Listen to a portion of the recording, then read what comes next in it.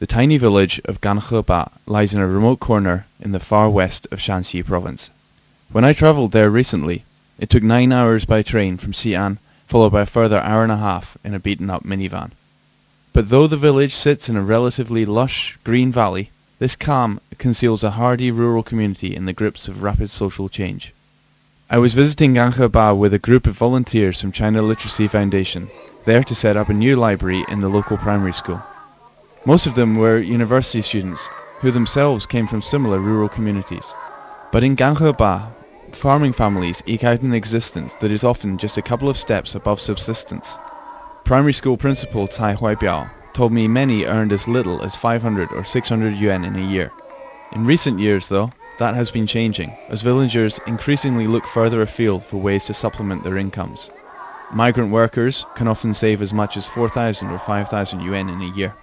Mr. Cai said that meant many families could now give their children 1 or 2 yuan a day to buy a few snacks at lunchtime, something which was almost unheard of a few years ago. At break time, the children come racing back from the village shop, enthusiastically stuffing dried instant noodles into their mouths. It isn't really good for them, Mr. Cai said, but the children love eating that stuff, so what can we do? However, these urban pull factors are having a major sociological impact on the village. The school once had over 350 pupils, with a further 100 at satellite schools up the valley. Today, those smaller schools have all closed, meaning some students face a 2-hour walk to class. Still, the main school itself has just 150 pupils left.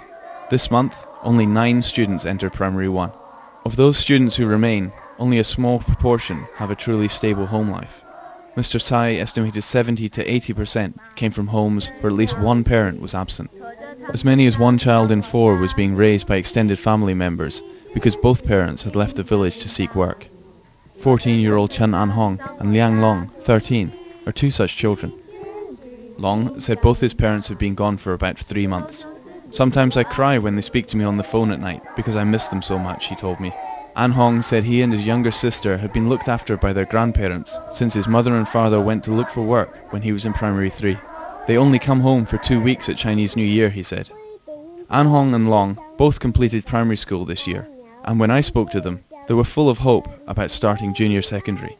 Long said, "My wish is to do well at school and get into a good university. When I graduate, I will get a well-paid job so that I can look after my mother and father. Any money I have left over, I will use to help poor students." But when given the choice between being rich and living with their parents, neither of the boys hesitated. "I want Mum and Dad to come back home," they both said. For the South China Morning Post, this is Clem reporting.